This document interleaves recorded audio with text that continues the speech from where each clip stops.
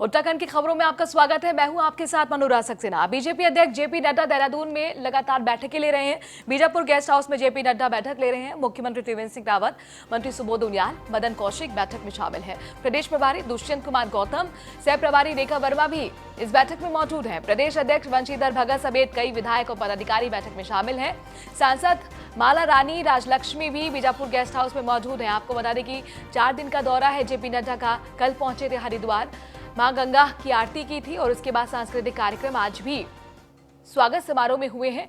इस वक्त Bijapur guest house में मौजूद हैं जेपी नड्डा, जहां पर तमाम मंत्रिमंडल के सदस्यों के साथ बैठक कर रहे हैं। संगठन स्तर की लगातार बैठकें होंगी 4 दिन, जिसमें बूथ स्तर और क्षेत्रीय स्तर के नेताओं से मुलाकात का उनका कार्यक्रम रहेगा। ये तस्वीर आपको उस वक्त की दिखा रहे हैं जब बीजापुर गेस्ट हाउस पहुंचे और तमाम मंत्रियों ने फूल भेंट कर उनका स्वागत किया है। जेपी नड्डा का ये दौरा 2022 को देखते हुए काफी महत्वपूर्ण माना जा रहा है। आपको बता दें कि 120 दिनों की देशव्यापी दौरे पर जेपी नड्डा निकले हैं, जिसकी शुरुआत उत्तराखंड से हो चुकी है और एक तरीके से 2022 का बिगुल फूंकने के तौर पर उनका ये दौरा देखा जा रहा है। इससे पहले चुनाव प्रभारी रहे हैं जेपी नड्डा उत्तराखंड के, और इस वक्त भी 2017 में जिस तरीके से बीजेपी को प्रचंड जीत मिली, जाहिर तौर पर जीत का सेहरा जेपी नड्डा पर भी, और इसीलिए यहाँ पर तमाम कार्यकर्ताओं और नेताओं को एक बार फिर उम्मीद है कि जेपी नड्डा अगर उत्तराखंड आए हैं तो जाहिर तौर पर कार्यकर्ताओं का उत्साह बढ़ेगा और 2022 के लिए राह आसान होगी।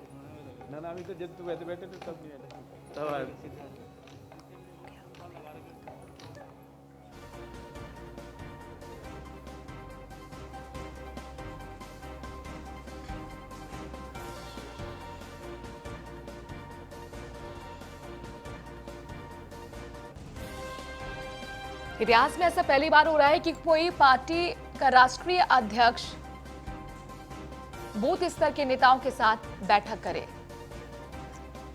रेजिडेंट एडिटर हमारे साथ फहीम जुड़ गए हैं ज्यादा जानकारी के साथ, और वो हमें बताएंगे कि जेपी नड्डा के दौरे को लेकर आगे का कार्यक्रम क्या रहने वाला है। फहीम, सबसे पहले तो यही जानना चाहेंगे, बीजापुर के जो गेस्ट हाउस में इस वक्त बैठक चल रही है, कितनी देर बैठक को हो गई है और आज किस तरीके के फैसले या किस तरीके के निर्देश दिए जाएंगे जेपी नड्डा की तरफ से इसमें?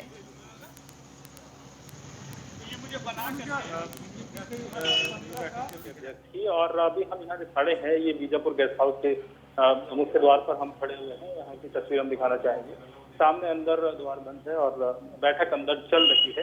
कार्यकर्ता हैं और जो पार्टी को और नेता हैं वो दूसरी तरफ हैं।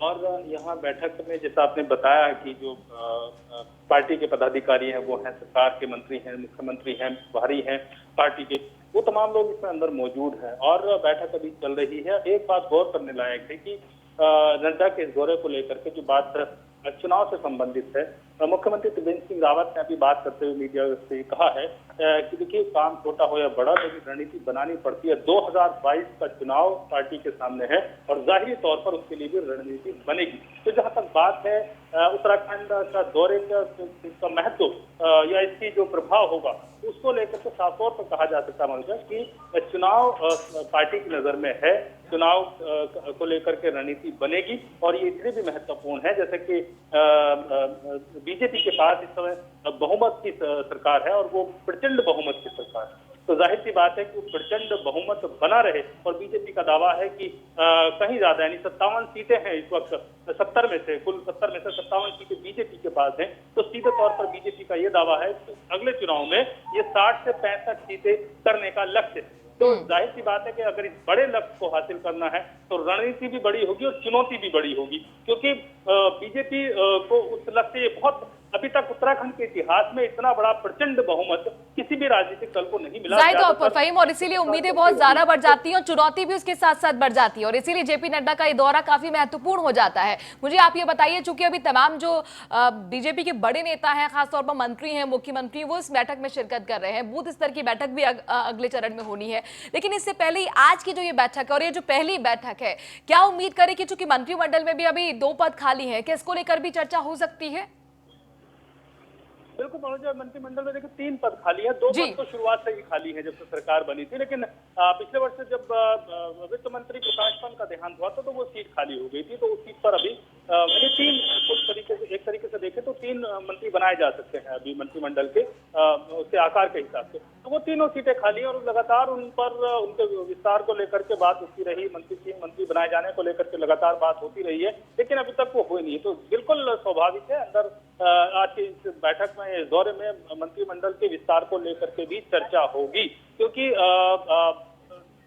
अगर संगठन के स्तर से देखें तो जो प्रदेश अध्यक्ष बंशीधर भगत भी लगातार इस बात की जरूरत बताते रहे हैं कि मंत्रिमंडल का विस्तार हो जाए तो फिर कामकाज भी सरकार का असर पड़ता है, प्रभावी तरीके से आगे बढ़ता है, जितने हेल्पिंग हैंड होते हैं उतना अच्छा होता है। और कई विधायक भी रहे हैं, वरिष्ठ विधायक हैं, उनकी भी लगातार आस रही है कि मंत्रिमंडल में शामिल होने को लेकर के। तो ये मुद्दा बड़ा गर्म रहा है पूरे राजनीतिक रूप से सरकार। ठीक है फहीम, आपसे ये भी समझेंगे कि कौन से वो चेहरे जिनके लगातार नामों की चर्चा होती रही है और आज क्या उस पर मोहर लगाने का काम जेपी नड्डा करेंगे। हमारे साथ बने रहिए। फहीम बहुत महत्वपूर्ण जानकारी दे रहे हैं, बीजापुर गेस्ट हाउस में खुद मौजूद है और बता रहे हैं कि कई घंटे बीत चुके हैं, बैठक लगातार जारी है, तमाम मंत्रिमंडल के सदस्य मौजूद हैं, बड़े नेता मौजूद हैं, खुद मुख्यमंत्री त्रिवेंद्र सिंह रावत मौजूद है। माना जा रहा है इसके बाद मंडल स्तर पर भी बातचीत होगी, बूथ स्तर पर भी बातचीत होनी है, यानी कि संगठन को मजबूत करने की कवायद लगातार जेपी नड्डा की तरफ से हो रही है।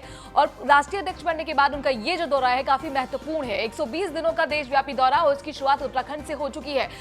कार्यकर्ताओं को लेकर लगातार उत्साह भरने की कोशिश बीजेपी की तरफ से रही है, जो बीजेपी बहुत अच्छे से समझती है कि किसी भी पार्टी के लिए मजबूत रीढ़ का काम करते हैं कार्यकर्ता, जो कि बूथ स्तर पर लोगों के घर घर जाकर एक माहौल क्रिएट करते हैं, एक रास्ता बनाते हैं, और इसीलिए ये दौरा काफी मायने रखता है। मुख्यमंत्री त्रिवेंद्र सिंह रावत बीजापुर गेस्ट हाउस में बैठक में मौजूद हैं। बैठक में जाने से पहले उन्होंने क्या कुछ कहा, सुनते हैं। छोटा हो तो उस हिसाब से रणनीति बनती है। अब राज्य का चुनाव है, चुनाव जीतना है, तो उसके लिए रणनीति बनेगी और रणनीति के आधार पर ही काम होते हैं, रणनीति के आधार पर ही चुनाव जीते जाते हैं। तो उसके लिए भारतीय जनता पार्टी अपनी तैयारी कर रही है। यद्यपि भारतीय जनता पार्टी का संगठन ये केवल चुनावी संगठन नहीं है, भारतीय जनता पार्टी का संगठन एक वैचारिक संगठन है, एक ध्येय के लिए हमारा एक संगठन काम करता है, तो हम उसके लिए सतत तैयार रहते हैं। उत्तराखंड का जो संगठन है बहुत बेहतर संगठन मैं कह सकता हूं और बहुत ऊर्जावान संगठन है, और वो सब कुछ आप लोगों को दिखाई दे रहा होगा कि जब माननीय राष्ट्रीय अध्यक्ष जी यहाँ पर आए हैं तो किस तरह से कार्यकर्ताओं में उत्साह है, वो साफ साफ दिखाई दे रहा है। देखिए, उत्तराखंड देवभूमि है, सारे भारत की और दुनिया में जितने भी हिंदू रहते हैं, और आज तो हम ये कह सकते हैं कि हिंदुओं से इतर भी देवभूमि के प्रति एक आस्था है। और भारतीय जनता पार्टी क्योंकि भारतीय परंपरा में से उसने जन्म लिया है, भारत की मिट्टी की सौंध उसमें बसती है, और हमारी संस्कृति में हमारे साधु संतों का जो योगदान है, या हम ये कहें कि भारत की जो संस्कृति है, जो गंगा जमुना की संस्कृति कहते हैं, तो हमारे तमाम साधु संतों ने, ऋषि मुनियों ने मां गंगा के तट पर ही साधना की है, और उनके आशीर्वाद से माननीय राष्ट्रीय अध्यक्ष जी, उनका लगभग 4 महीने का ये भ्रमण कार्यक्रम है पूरे देश का, तो साधु संतों का आशीर्वाद, मां गंगा का आशीर्वाद और देवभूमि उत्तराखंड का आशीर्वाद लेकर के उस अभियान की अपनी शुरुआत करने जा रहे हैं। जेपी नड्डा के उत्तराखंड दौरे का दूसरा दिन आज है। देहरादून पहुंचे बीजेपी के राष्ट्रीय अध्यक्ष जेपी नड्डा। बीजेपी कार्यकर्ताओं ने उनका जोरदार स्वागत किया। नड्डा के उत्तराखंड दौरे से कार्यकर्ताओं में खुशी का माहौल है। राष्ट्रीय अध्यक्ष के आने से कार्यकर्ताओं में काफी उत्साह दिख रहा है।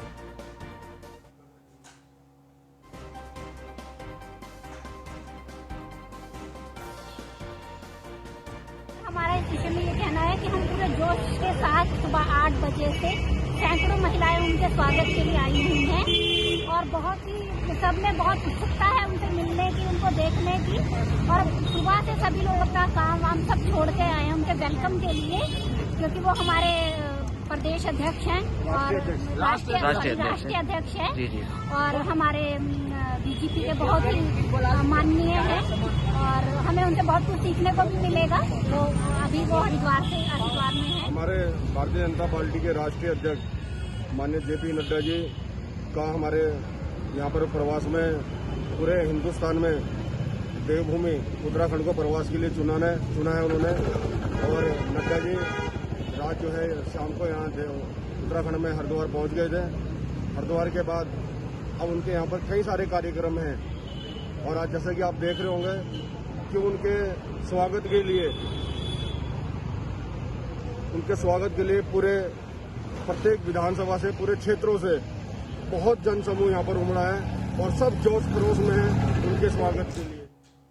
उत्तराखंड में हमारे माननीय राष्ट्रीय अध्यक्ष जी का हम स्वागत करने के लिए आज सड़कों पर खड़े हैं। सुबह 8 बजे से हम लोग निरंतर सड़कों पर अपना काम छोड़ के आज हम उनका अपने अध्यक्ष जी का उनका स्वागत करने के लिए यहाँ खड़े हैं। क्योंकि अभी आपने देखा होगा, अभी हमने बिहार में चुनाव जीता है, जो बिल्कुल यहाँ कह रहे थे तेजस्वी की सरकार बनेगी, वहाँ आज हमारी सरकार है, एनडीए की सरकार है। इसके अलावा देखो अभी हैदराबाद में कल चुनाव परिणाम आया, हमारी जो है 1000% की उपलब्धि है।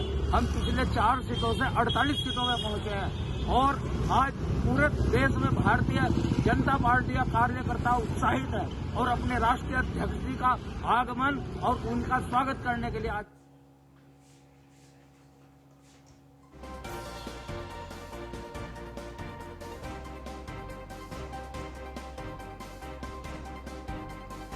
रेजिडेंट एडिटर फहीम तन्हा लगातार बीजापुर गेस्ट हाउस से जुड़े हुए हैं, जहां पर आपको बता दें कि बीजेपी की बैठक चल रही है, जिसमें खुद राष्ट्रीय अध्यक्ष जेपी नड्डा के नेतृत्व में ये बैठक है। फहीम, आपसे जानना चाहेंगे, अभी तो ये बैठक चल रही है और ये पहली बैठक है, इसके आगे का जेपी नड्डा का कार्यक्रम क्या रहने वाला है?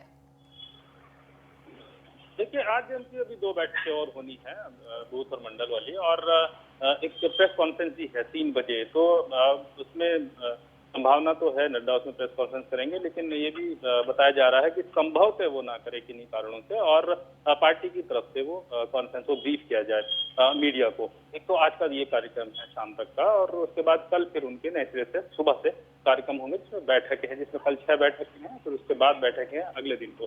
तो इस तरीके से कुल 14 बैठकें हैं, और ये अलग अलग बैठकें जिस तरीके से लगातार न्यूज़ इंडिया लगातार दर्शकों को बता रहा है कि इसके अलग अलग पार्टी संगठन से लेकर के और प्रबुद्ध जनों के, समाज के जो बौद्धिक वर्ग है, उनके साथ भी उनकी बैठकें रखी गई हैं। उनकी जगह अलग अलग हैं। आज बीजापुर गेस्ट हाउस में ये है, फिर अभी जो दूसरी जो कॉलेज है वहाँ पे बैठक होगी, फिर एक और जो तीसरी है वो अलग एक ऑडिटोरियम है वहाँ पर होगी। तो उनकी जगहें अलग अलग हैं। बीजेपी मुख्यालय, प्रदेश मुख्यालय पे भी उनकी बैठक होगी। तो ये अलग अलग बैठकें हैं, और इन बैठकों के मतलब जैसे अब लगातार आप बात बोल रही हैं कि संगठन में कार्यकर्ता स्तर तक मजबूती के साथ जो वैचारिक, जो मुख्यमंत्री ने एक बात कही कि बीजेपी वैचारिक राजनीतिक संगठन के साथ साथ एक वैचारिक संगठन भी है। तो संगठन में राजनीति कार्यकर्ता को राजनीतिक रूप से जोड़ने के साथ साथ वैचारिक रूप से मजबूत करने पर ज्यादा जोर, तो उसी के मद्देनजर ये बैठकें हैं और उसी रणनीति को लेकर के आगे बढ़ा जा रहा है। लेकिन यहाँ पर हम फहीम ये भी जानते हैं कि बीजेपी हमेशा चुनावी मोड में रहती है। पहले वो टारगेट सेट करती है और जीत तो मान के ही चलती है, लेकिन जीत का लक्ष्य बहुत बड़ा हो जाता है और उसी को फॉलो करते हुए तमाम उनके कार्यकर्ता देखते भी हैं जमीन पर। तो यहाँ पर जिस तरीके से आप बता रहे थे कि 60-65 का इस बार टारगेट रहेगा, हालांकि 2022 अभी दूर है, लेकिन जिस तरह से ये दौरा बीच में रखा गया है जेपी नड्डा का, कई मायने इसके निकाले जा सकते हैं। कार्यकर्ताओं के साथ बूथ स्तर पर बैठक का क्या मतलब है, क्योंकि आज तक ऐसा कभी हुआ नहीं है कि राष्ट्रीय अध्यक्ष बूथ स्तर के कार्यकर्ताओं से मुलाकात करे, उनके साथ बैठक करे। देखिए, बीजेपी इस समय अगर कहें तो पिछले कुछ वर्षों से कार्यकर्ता ओरिएंटेड ज्यादा ध्यान दिया जा रहा है, तवज्जो दी जा रही है, और उसके पीछे मकसद यही है कि कार्यकर्ता को जब बूथ स्तर तक जब कार्यकर्ता के साथ, बूथ पदाधिकारी के साथ, बूथ अध्यक्ष के साथ अगर उच्च स्तर से लीडरशिप जुड़ती है तो एक तो आत्मविश्वास बढ़ता है, उत्साह बढ़ता है, और आगे काम करने के लिए एक जोश पैदा होता है। और जो बात कही जाती है उसको बहुत वो ये समझ करके लेता है एक आम कार्यकर्ता भी कि वो सीधे राष्ट्रीय अध्यक्ष से बात कर सकता है, या उसका अध्यक्ष, बूथ अध्यक्ष राष्ट्रीय अध्यक्ष से बात कर सकता है। तो एक नए तरीके का जोश पैदा होता है, और यही जोश शायद बीजेपी की प्लस पॉइंट है। अभी तक हम जब देखते हैं कि बीजेपी ने पिछले कुछ वर्षों से संगठन पे बहुत ज्यादा काम किया है। बिल्कुल, जमीन पर उतर कर बीजेपी काम करती है, इसी कमरों में बैठ के रणनीति नहीं बनाई जाती है। और इसीलिए आपने बहुत महत्वपूर्ण बात कही, ये संदेश दिया जाता है कार्यकर्ताओं को कि भाई हम आपके साथ जुड़े हुए हैं, आपकी कोई भी तकलीफ है, कोई भी शिकायत है, आप सीधे हमारे साथ अप्रोच कर सकते हैं। मुझे लगता है दूसरी पार्टी को भी इससे सबक लेना चाहिए। शुक्रिया फहीम, तमाम जानकारी हम तक पहुंचाने के लिए। अब आगे देखना होगा किस तरीके के बदलाव संगठन स्तर पर जेपी नड्डा करके जाते हैं। बीजेपी अध्यक्ष जेपी नड्डा डोईवाला में जब पहुंचे, उनका जोरदार स्वागत किया गया। बीजेपी कार्यकर्ताओं ने जेपी नड्डा का स्वागत बड़ी धूमधाम के साथ किया। कई किलोमीटर लंबी मानव श्रृंखला बनाकर स्वागत किया गया। स्वागत कार्यक्रम में सीएम के ओएसडी धीरेन्द्र पवार भी मौजूद रहे। महिलाओं और बच्चों ने भी जेपी नड्डा का स्वागत किया। उत्तराखंड के पारंपरिक ढोल दमाओं से जेपी नड्डा का स्वागत हुआ है।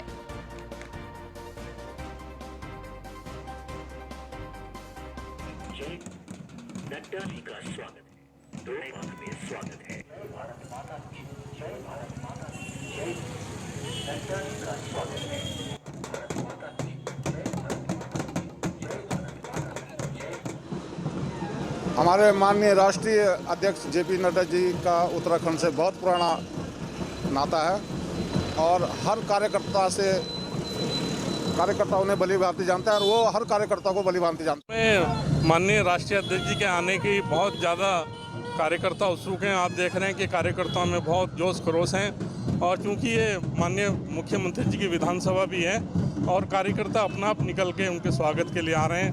और चूंकि हमारे जो राष्ट्रीय अध्यक्ष हैं वो हमारे पड़ोस के हिमाचल के भी रहने वाले हैं, निश्चित रूप से उनका अटैचमेंट भी उत्तराखंड से रहा है।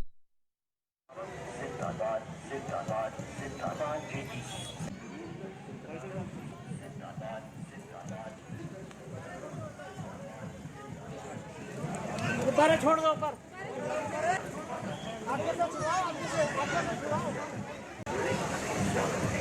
भारत माता की जय, भारत माता की जय। नड्डा जी का स्वागत है।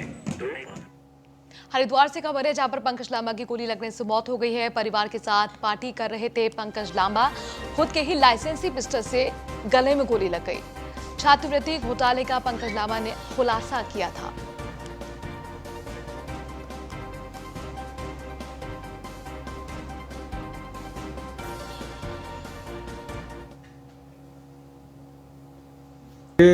सुबह लगभग 3 बजे सुमन नगर चौकी पर सूचना मिली कि पंकज लांबा नामक एक व्यक्ति की मृत्यु हो गई है गोली चलने की दुर्घटनावश। इस सूचना पर तुरंत जो है पंकज लांबा को जो सूचना देने वाले लाए थे अपने साथ गाड़ी में, उनको तुरंत जीडी हॉस्पिटल ले जाया गया, वहां उन्हें मृत घोषित कर दिया गया। बात कोरोना की करते हैं। उत्तराखंड में 618 नए मरीजों में कोरोना की पुष्टि हुई है।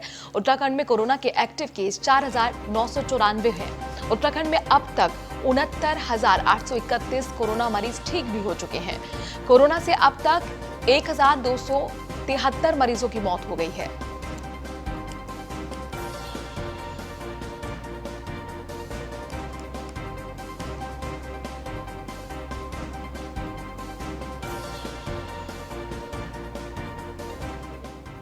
ऋषिकेश में करंट लगने से एक युवक की मौत का मामला सामने आया है। हीरालाल मार्ग पर युवक को करंट लगने से उसकी मौत हो गई। करंट लगने से प्रभु नाम का युवक गंभीर रूप से झुलसा, उसे दून अस्पताल में उपचार के लिए पहुंचाया गया। लेकिन हैरानी की बात यह है कि दून हॉस्पिटल ने उपचार देने से मना कर दिया। व्यापारी ने सीएम हेल्पलाइन पर गुहार लगाई। लापरवाह सिस्टम की नाकामियां खुलकर अब सामने आ चुकी हैं। ये चीज भाई जी विदेशों में देखिए 16 तारीख को उसके साथ हादसा हुआ था। तत्काल हम लोगों ने पुलिस विभाग को सूचित किया था। पुलिस ने बड़ी सक्रियता से उसे सरकारी हॉस्पिटल भेजा। सरकारी हॉस्पिटल ने केवल टेटनस का टीका लगाकर उसको एम्स के लिए रेफर कर दिया। एम्स ने दून हॉस्पिटल रेफर कर दिया। दून ने कह दिया कि जब तक कोई साथ में तीमारदार नहीं होगा हम इसका कोई इलाज नहीं कर सकते। वो वापस आके उसी ट्रांसफार्मर के नीचे पड़ा रहा और कल बड़े दुख की बात है कि कल वो उसने अंतिम सांस ली, किसी टाइम रात को ली होगी। आपने सीएम पोर्टल पे भी शिकायत की थी, क्या मामला? पोर्टल पे भी शिकायत की। उन्होंने तत्काल कहा था कि आपके पास स्वास्थ्य विभाग की टीम आ रही है। 17 तारीख से आज अभी तक तत्काल पूरा नहीं हुआ। ये बड़े खेद का और हृदय विदारक वो था। कल अपने जीवन में सबसे बड़ा दुख कल हुआ जब उस मृतक लावारिस के रजाई में जो हाथ गल के गिर गया था उसे ढूंढकर डेड बॉडी के साथ हमने रखा। देखिए 16 सरकारी हॉस्पिटल्स की लापरवाही का नतीजा ये है कि एक मासूम की मौत हो गई।